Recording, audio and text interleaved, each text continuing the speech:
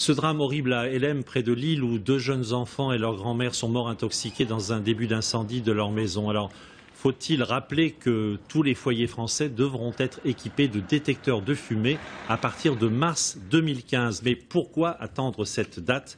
Un détecteur ne coûte que quelques euros et il peut sauver des vies. Dans le Nord, Jessica Jouve, Thierry Chartier et Jérémy Mailleux.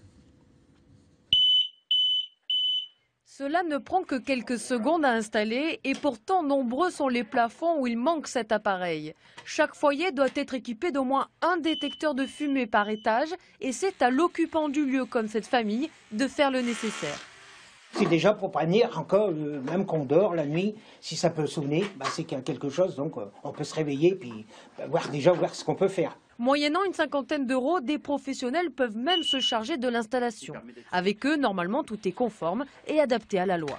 Donc on essaie de trouver l'endroit le plus adapté. Donc ici, on va mettre un dans le salon. Et après, on ira à l'étage, mettre un sur palier pour couvrir toute la zone des chambres. Une fois le détecteur de fumée installé, il n'y a plus qu'à remplir cette feuille d'attestation destinée à l'assureur. Un précieux sésame qui, en cas d'incendie, peut vous faire économiser d'importantes sommes. L'assuré risque une franchise qui n'est pas négligeable, elle est même conséquente. Elle peut aller jusqu'à 5 000 € de déduction sur son remboursement incendie de son logement. Depuis plusieurs mois, la vente de ces appareils explose, mais attention aux arnaques.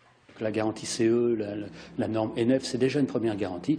Après, il y a un mode d'utilisation qu'il faut respecter. Il y a des alertes.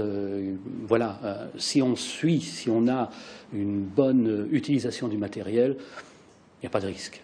Il existe également des détecteurs de monoxyde de carbone qui, eux, ne sont pas obligatoires. Ce gaz incolore et inodore est responsable chaque année en France de centaines de décès.